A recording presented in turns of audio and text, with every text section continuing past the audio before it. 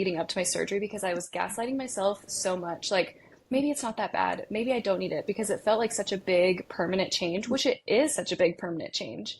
But it felt so like scary and intimidating. And I was trying to like record every time that I was just like so miserable and was like, okay, if I had an ostomy in this moment, would my life be better? Okay, so I forgot to record the intro, so here's a really low quality intro to get us started. But don't worry, you can look forward to an equally low quality outro. Welcome back to the Chronically Positive Podcast. In today's episode, I'm thrilled to be joined by Tayler Goectau, a passionate advocate and content creator in the disability and chronic illness community. Taylor's journey began in 2016 on Musical.ly, now on TikTok, where she combined her love for ASL and music with education and awareness. Over the years, she's used her platform to raise awareness about living with multiple chronic illnesses. Taylor opens up about navigating multiple intersecting identities, finding connection in the chronic illness community, and how her recent surgery has transformed her quality of life. This conversation is insightful and full of heart. Whether you're part of the chronic illness community or simply here to learn, Taylor's story will leave you feeling seen and inspired. Hi, Taylor. Hey, what's up? How are you? I'm good. How are you? Thank you for Good. being on the show. Of course. Thanks for having me. Of course. So, tell me about yourself. Hi, my name's Taylor. I'm 25 years old. My pronouns are she, her. I am a white woman with like little past the shoulder short brown hair. I am disabled and I have a lot of, identities that go into just who I am as a person, what makes me who I am. I wear a lot of different hats and I do a lot of different things. And one of them is social media and disability advocacy, which is how we met, is through social Yes. media. So that's super cool. So yeah. Thank you. So, with your social media advocacy, what are you doing? I actually started my like social media kind of advocacy journey back all the way to 2016 on Wow. Musical.ly, before it was TikTok, before it was cool. No When everybody made way. fun of me, yeah. Like if you scroll back far enough on my TikTok, you'll find some cringy 2016 videos. It was really bad. But Oh yeah, it my, was before it was like cool. Like everyone like made fun of me for it, and now I'm like, now you all want to be on here and you're gonna be sad when it's gone, you oh know? my gosh. But That's I so started funny. it like for like more ASL and deaf community focused because it was like obviously musically based at that point, like it was based Yeah. in music. And so I did a lot of like signing songs and a lot of like educational stuff. And then at the same kind of time that that was kind of ramping up and more people started joining, I was also getting more into just like the disability community. I've been chronically ill my whole life, but I didn't like realize the extent of like my identity in being disabled until like going into like 2019, 2020. So I started kind of combining all of that on Yeah. my TikTok, and then I created another Instagram that I had intended as like a diary, like a journal for myself to kind of like keep track of everything. And once I realized that a lot of people could relate to what I was talking about and that I had an opportunity to like do more educational like awareness and like connect with people, I kind of switched from like a personal diary of like just like spilling all of my own stuff to what I do now. And so I have this like cool niche of like deaf disabled because that's like an identity in itself, is like capital D deaf and then capital D disabled like as one word. Um, Oh. and so that's like also how I identify. So this like niche kind of group of like deaf disabled. So I try and like make my videos accessible. Like I sign in my videos when I can when talking about disabilities stuff. And yeah, so, and then also like the ostomy community, because I have an ostomy and like that is such a niche community too. So I feel like I'm in like all these little niche corners and then being able to like intersect them is super cool. That is so cool. And for those who don't know you, what do you deal with? I always say that my main like thing is Ehlers-Danlos Syndrome, which a lot of people are like know what that is now, which is super cool. That is what caused my hearing loss. That is Oh. what has caused like a lot of my stuff. That's what I say like my main thing is. So, EDS, POTS, MCAS, that whole realm of stuff, but I also have like the vascular compressions and like the GI issues. And I have like a more rare presentation where my stomach, small intestine, and large intestine have all prolapsed in my body. And so that is what contributed to kind of my GI tract not working and having to get my ostomy bag. So that was from EDS as well. But I've had like other, random things that kind of just like that's why I like feel like I branch out in so many different Yeah, areas. I But I'm can also relate. yeah, it's like I want to have like one specific thing, but I also talk about like women's health and endometriosis a lot because endometriosis is something again that like is prevalent in my everyday life. Yes. And that has a high prevalence with EDS as well. And I was also recently like late diagnosed autistic. So again, like the research has shown that EDS and autism have a very high correlation. I was diagnosed with ADHD a few years ago as well. So I'm in like, all of the little corners and meet all so many cool people and all the different little, and it's cool to see like how all of the things intersect. Yeah, I I mean, love it. it's not great that you have to deal with all these things, but you Right. know how a lot of different people feel. Right. Yes. So, Yes. And which it's is really like cool. being able to relate to so many different people. And like, I always say that it kind of sucks that like that's how you meet because a lot of like the best people that I've met have been through social media or, disability, chronic illness community. So it sucks that that's how we met, but also at the same time, that's how we met. That's like kind of Yeah, cool that we can relate. Like, I feel like that's such like an intimate way to relate to people that you absolutely. don't get to relate to people in often your real life. Like that's why the online community was created because you can feel so isolated like in your day-to-day life. Absolutely. And that's kind of what this podcast is about, finding people and connecting and building this community and showing that just because people have chronic illnesses doesn't mean that we're just sitting around doing nothing. We're raising awareness, we're helping other people feel seen. So, correct me if I'm wrong, your colostomy is fairly new-ish? Yeah, I'm only 6 months post-op. I actually have an ileostomy. So Okay. there's colostomy and Okay. ileostomy. Yes. Ileostomy is the small intestine. Colostomy is the Okay. large intestine. Yes. Um, yeah, I'm 6 months post-op. So yeah, fairly new, fairly recent. Although at the same time, maybe it's because like it's changed my quality of life for the better so much, but I have a really hard time imagining life before it. I just imagine like Yeah. how like painful and miserable I was, but I feel like it's become so ingrained in my routine that I feel like I've had it a lot longer than I actually have, which I guess is a huge blessing because I would hate to be like miserable and like, at odds with this thing that I'm gonna have for the rest of my life. So, So it's really been helpful, I'm hearing. oh yeah, it's been kind of night and day. Like it truly did change so many things for me and I had a hard time even recognizing how miserable I was before surgery and it Mm, is almost until I'm on the other side of it and I'm reflecting back and being like, wow, that actually was pretty bad. Like I can't believe that I was living like that for right. so long. Like now that I'm better. And I like watching old content and videos that I made about, and that was something I tried to do leading up to my surgery because I was gaslighting myself so much. Like, maybe it's not that bad. Maybe I don't need it because it felt like such a big permanent change, which it is such a big permanent change.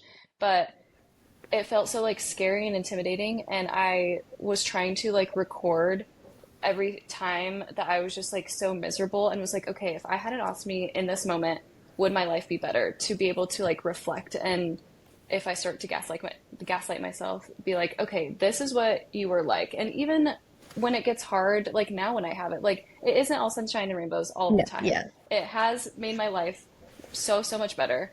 But sometimes I get kind of frustrated with it. I'm And sure, yeah. so I'll come across the videos from beforehand and I'm like, okay, but I could be back to that. Like I could be that person still. And I would so much rather take what I'm dealing with now, which is so minute compared to what I was before. Yeah. I think that's really important. I think especially people listening who might be going through something similar. I think with any big medical change, I think, at least myself, I have 100% gaslit myself into, do I actually need to be put on heart meds? Do I like these big things are scary. Yep. And with so many people telling us that for long periods of times of our life saying that nothing is wrong with you. I mean, I'm not sure if that happened to you, but I It's in I your can head, assume it's that it may have anxiety. happened. Yeah. So I think that's really important, and I'm really glad that you shared that. So thank you. Yeah, that's something that I hear super frequently with endometriosis too, because the only way to definitively diagnose endometriosis is through a laparoscopic surgery. And so a lot of people are like, what if I get surgery and they don't find anything? Like, what Yeah. if, like, they're like that possibility is so scary. I also experienced that, like, committing to a surgery where they're going into your body to potentially find nothing is very scary. And it's just like hard to let yourself be one okay with going through with that and like having people, especially as women or people assigned female at birth, being told like that your pain is normal or that it's just in your head, and then you're finally given an opportunity to then you just like all the things that you've been told for years and years and years just get to you. So I get it, it's really hard. It is really hard. I'm going through something similar right now, debating on getting a procedure, and it's just, I feel like it's just this internal battle that's just very hard to fight. So, you have a small business? Uh, very small business. So I started making the ostomy bag covers even before I had surgery Mm. because I knew that I was going to need something for myself after surgery to become okay with what I was about to go through and how my body was going to change. And I did a few other things like before surgery too. Like I was able to get samples of bags to like stick on and like be able to Oh, get used to seeing my body just like having a bag without anything in it, so it wasn't this like dramatic change. But then I got to have again samples of bags and measure them to practice making covers. And was not, I had sewn maybe a few times ever in my life. I still had my sewing machine that my grandma got me in like 2015 for $5 at a yard sale. Okay.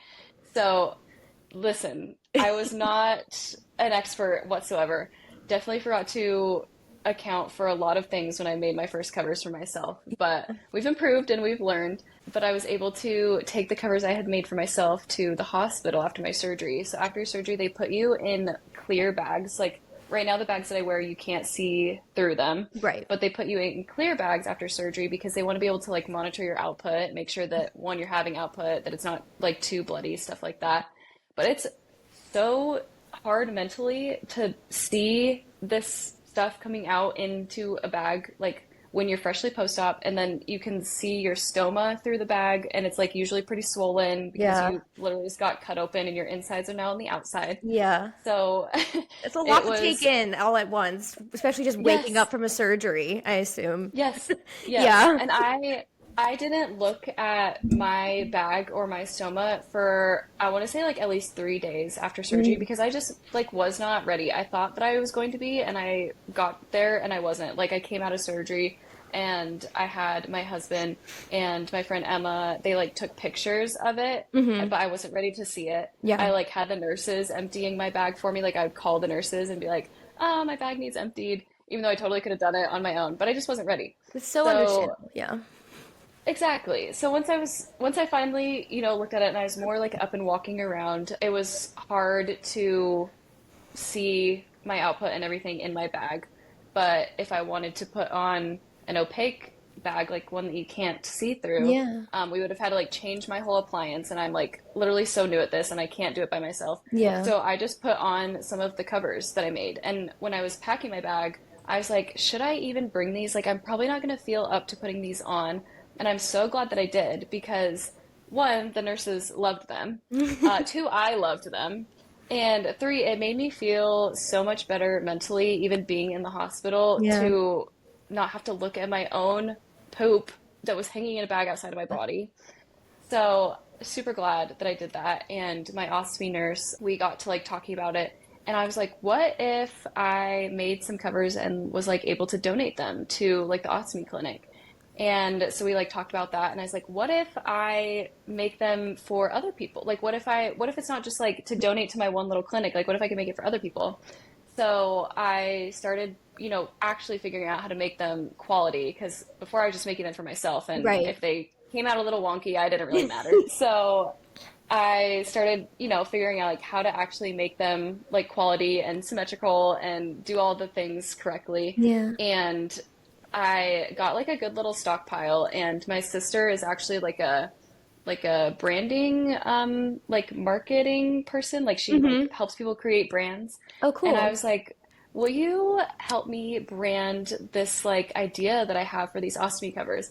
And so we were camping over the summer, and I'm like sitting, listen, we're like 3 hours away from civilization. We have no electricity except for some solar panels and like a little chargeable battery. And I plugged my old ass sewing machine into it. And I'm sewing covers in the middle of the woods. I have like pictures of it. I'm like That is sewing so covers. cool. Oh my gosh, you're so cool. I would never in a million years think of doing that. That is so funny. Oh my gosh. One one of the ladies in the camping spot next to us, she was like walking by like an awkward amount of times, kind of like looking, and eventually she came up, she's like, "Are you sewing?" And I'm like, "Yeah, I am actually." So Oh that my was really gosh. cool. That's But so so I cool. was I was doing that, and then we had Starlink, which is like Wi-Fi that you can bring anywhere, you know. Uh-huh. And so my sister was like, drawing out on her like iPad and everything, like these designs, and we're like coming up with the design and everything, and it was just like so fun to be able to do it with my sister and bond over that. And then when I got home, I was like, okay, I'm also a professional photographer, so I have a professional camera, and I just like laid out this like nice sheet that my parents had, and I gave my camera to my sister, and I put on some of the covers, and I'm like, I just need you to take pictures of me wearing these covers that I can use to like advertise, right?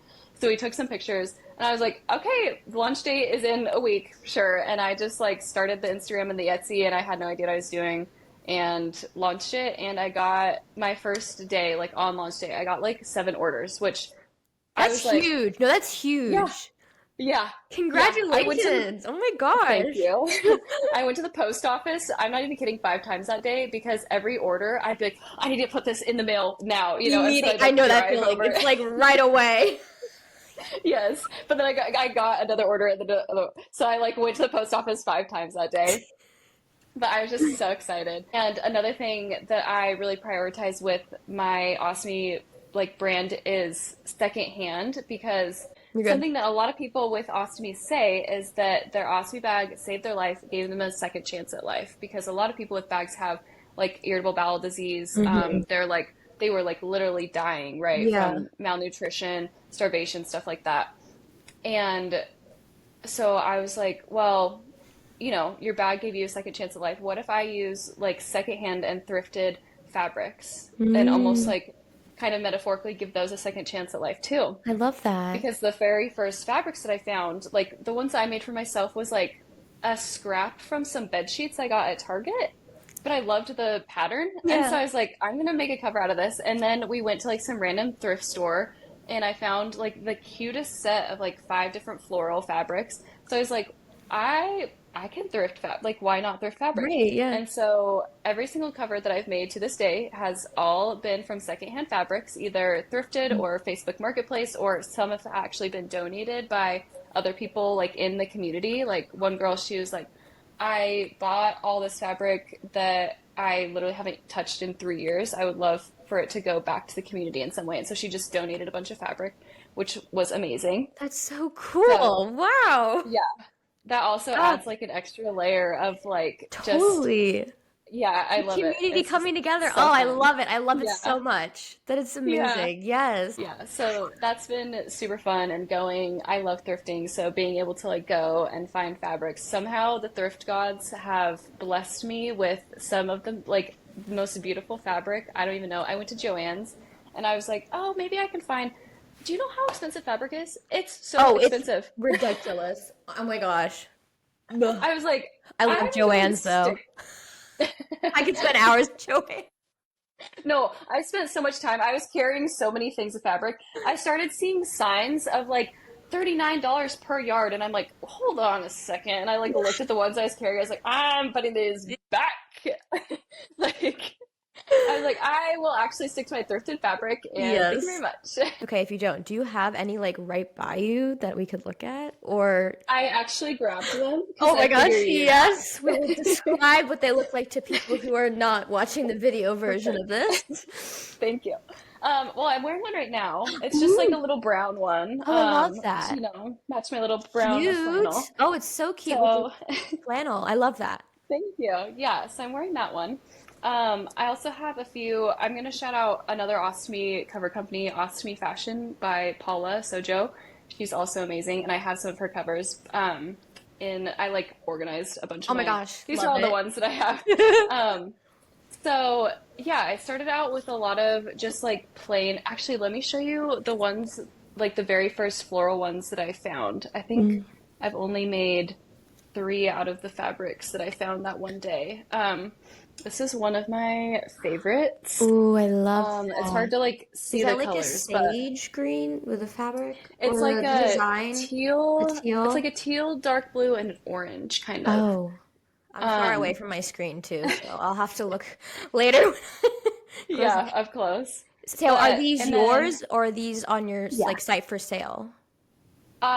These are the ones that I have like kept for myself. Okay. So that's the fun, but also probably a little bit frustrating about the ones that I sell is that Yeah. once I run out of the fabric, I can't get it again because it's secondhand. One of a kind. Yeah. So yeah, so once it's run out on my site, then like that's Yeah. all. But that's also kind of fun for the people that get it because that's literally like one of a kind Right. covers, you No, know? that's really Um, special. Yeah. yeah, like this one, it's like little bumblebees Oh, and it's so cute.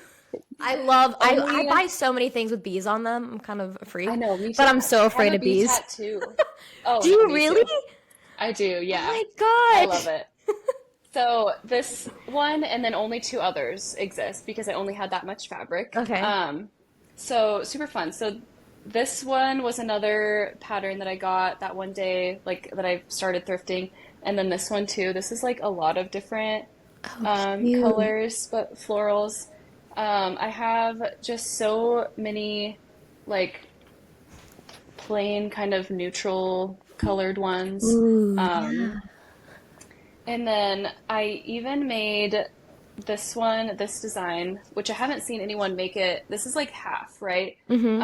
And my idea behind it was for like sexy time, spicy time, so that you Oh, can fold your bag in half and have, because let me just show you on the bags, at least my brand, yeah. they have like a Velcro.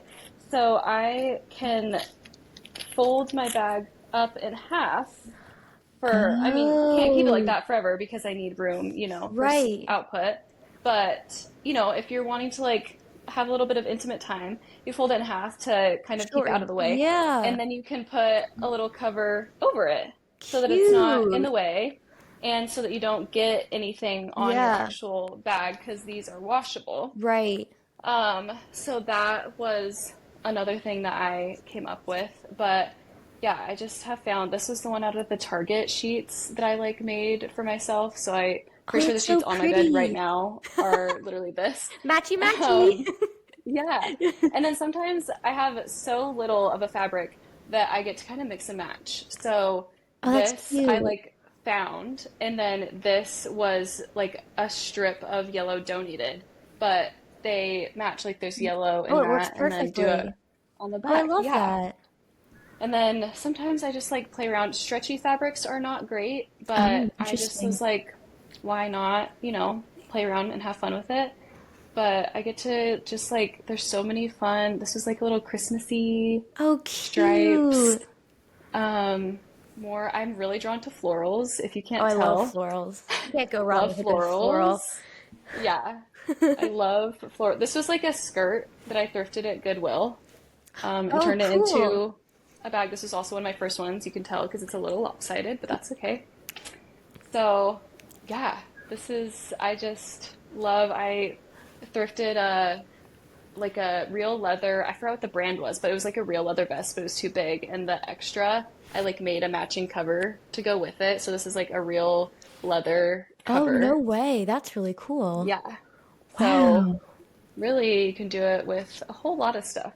I So love that. I love how each cover has like its own story and adventure that it's been on. That's Yeah. so fun. Yeah. No, it's so fun and I get to be so creative, but I also hope that, each person that gets the covers, they like are able to find their own sense of like inspiration in their fashion with it. Some of the Yeah. covers, if I have extra fabric but I can't make another cover out of it, I've actually made matching cane straps, like straps for my canes. So I have like one strap for a cane that matches this cover. So like one day I could like wear this cover and then have my like matching little strap with it. I love So that. You're so yeah, creative. We think very thanks. similarly. That's so cool. And what I really love, you said this a while back. I really love that you started this even before you went through the process of having surgery. I think that the fact that like you were already like going in that direction is just it really shows what kind of person you are, how Oh, positive you thank and you. like when I say positive, and I keep repeating myself, I don't mean like just like suck it up and enjoy what you have, but like Yeah.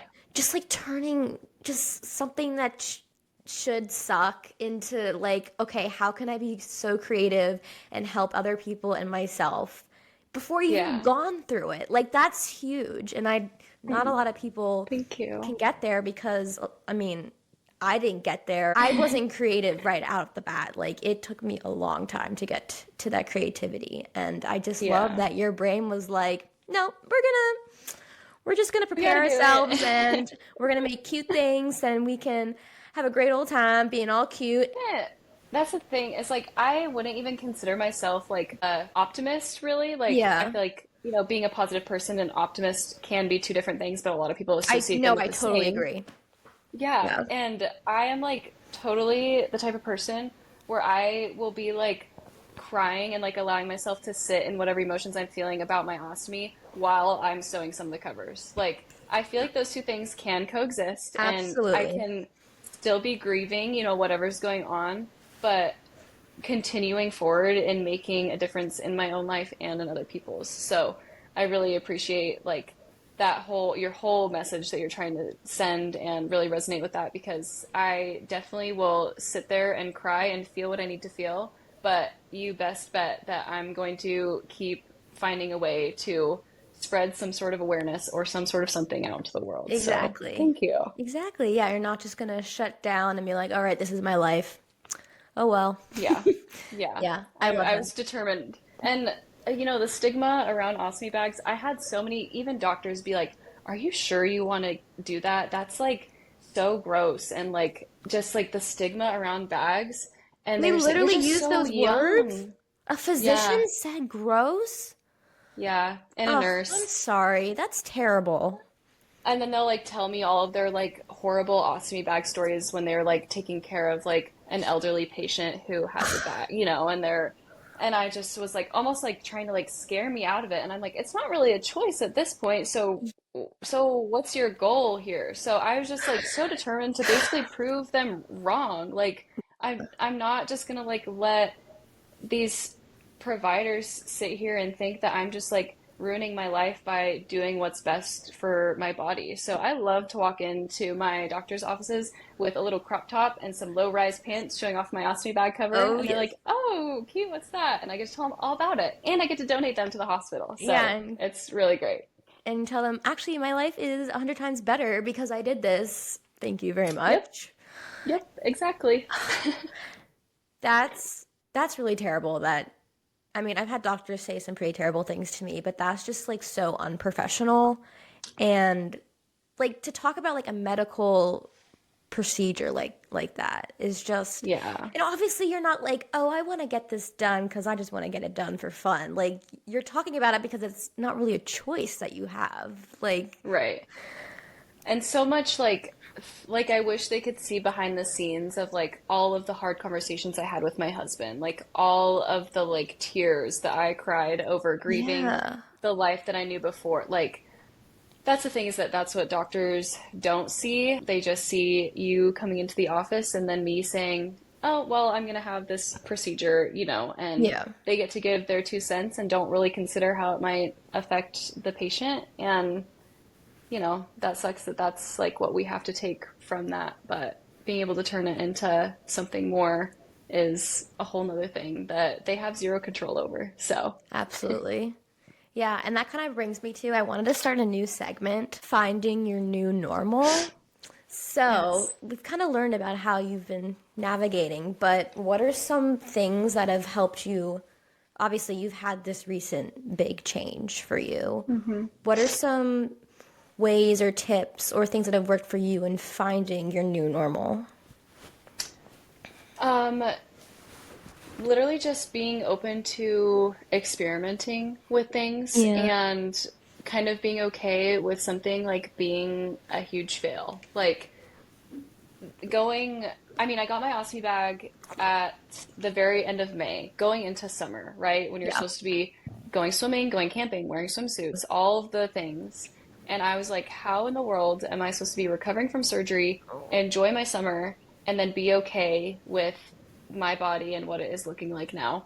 So I literally just had to figure it out as I went. Like I started off with like 1 or 2 nights away from home in like an Airbnb to be like, okay, I am feeling comfortable, being away from my home where all of my like comfort things are. Obviously, you can take them with you, but I learned in that time like I need to pack more supplies Mm. because I didn't have enough, or I need to bring certain things with me. And then going like swimming for the first time or the beach for the first time, I'm like, what kind of swimsuit do I want to wear? Do I want to keep Right. my bag tucked in or out? If I'm at the beach, how am I going to empty my bag? Like Mm-hmm. different stuff like that. And through the community, you will get a lot of good tips and tricks and you will get a lot of good experiences. Um, and then, going camping, like that camping trip that we took, we had no running water. So I had to be like, okay, how, like at home, I have this like nice long spigot in my bathroom sink. So I like to empty my bag and then rinse it and then, pour that out. And Yeah. I'm like, I can't do that out camping. No. So how am I going to do this, But I actually ended up liking the outhouse because I got to just like stand over it and empty and I didn't have to worry about cleaning the toilet after. So There you go. you just have to kind of figure it out. And if you have other people ahead of you who have kind of figured that out, then you're super, super lucky. But if not, then you get to pave the way and educate people at the same time. So that was like another thing that I was kind of scared about was talking to my friends and family about this change because from the Yeah. outside it looked like it probably happened pretty quickly, Mm-hmm. from like the time I met with my doctor and then getting the bag, but even though it was like a long like lifelong journey up till this point. So I see some like kind of distant family members 6 months ago and then the next month or the next time I see them I like have a bag and they're like, what the heck happened? Yeah. So that's kind of like a hard conversation to go through, but just like finding what you're comfortable with. And yeah, the new normal is definitely strange at first, but I found that I actually adapted pretty well, which I think I'm very lucky that I had like such an easy transition. But Yeah. I also tried to do like as many things as possible even beforehand, like making the covers and wearing Yeah. the fake bag for a Yeah. while, to like get myself used to what my new normal will be. Yeah, I think that's really important. I remember you posting a video about you trying before you even got it done. And I was like, Yeah. that's really interesting. So Yeah. it's like not this shock. And I don't think a lot of people think to do that. I mean, I don't think Yeah. I would have thought to do that. Think people don't know that it's an option. Like Yeah. people, oh, I had a hard time with even knowing like the companies that I can reach out to get, because there's like so many different just bag companies, like Yeah. the product companies, and you have to like figure out which companies and brands work for you and which ones like some people have issues with like reacting, like their skin reacting to some, but not others. Yeah. So I didn't even know like all of the different companies, which I have now created. I created like a Google Doc, like a template basically of like, here's everything you need to know if you're about to get an ostomy. Like, Oh, wow. here's the people to reach out to. Here's all the numbers. Here's like the forms you can fill out. Here's like what you should ask your nurse or your surgeon. Do the trial bag, get the covers, like all of these things because you kind of feel lost for a little bit unless Yeah. you like have But even I was like in all the support groups on Facebook and I still was like kind of lost. And so I can't even imagine if people have literally nowhere to start. There's some people Yeah. that go to the ER for abdominal pain and they go into surgery and they wake up with a bag. Like that, I'm sure has to be so jolting, you know? Absolutely. Going back to that whole document that you made, that I can tell you, people love that. Like when I was first diagnosed with POTS, and before I even really started, my channel first was just kind of updating my friends what was going on with me. It Hmm. had nothing to do about raising awareness. I was just kind of tired of giving updates. Yeah. And I tried to, I don't know, I wanted to be kind of creative in a way. But somebody posted this massive Google Doc, like when you're first diagnosed with POTS, and it was literally a lifesaver. So people who Okay, create that's stuff good like to that, know. thank you, because it helps so much, because you're so overwhelmed and you're just almost paralyzed and you don't know what to do, Yeah. but you have this layout and it's so helpful. Um, is that Oh, on, is good. that linked on your Instagram? Like, how do people see Yeah. that? It's linked. I have it like my link tree on Instagram and TikTok, but it's also in like my highlights. I have a highlight that says resources, and so it's like linked on there too. I need to make more, I think because, I've been diagnosed with a lot of these things for like quite a while. I'm like almost desensitized and I forget how overwhelming it can be. Yeah. So I need to make more for stuff like, POTS or other things because it's it's a really nice refresher to like remember how helpful stuff like that can be. So, Absolutely. I mean, you've already helped me so much. I have learned so much in the course of, how long has this been? 45 minutes? No, it's so great. It's been so great getting to know you and learn about you. yeah, I knew about you, but thank you. I didn't know all this. I didn't know that you Right. sew while you camp with a sewing machine. I'm like picturing that in my head, and it's so funny. I'll have to send you the picture because I have a picture of it and it is. Oh my gosh. So before we go, your small business, do you have stuff in stock? Once people listen to this, is there I stuff they do. can check out? Yes, I do have stuff in stock. I'm trying to get more stuff, especially like with the holidays coming up, but I do have a lot of stuff in stock. So I'm on Etsy and it's Etsy number two bags, but like number like N-O and then two, you know? Okay. Um, Sorry, did I say Etsy number two bags? That is not what I meant to say. I meant to say Omi number two bags. Oh my gosh. Omi number two I'll bags. And on Instagram, Omi Bags Official. So those are my two little. You're so awesome. Seriously. Thank you. Yeah.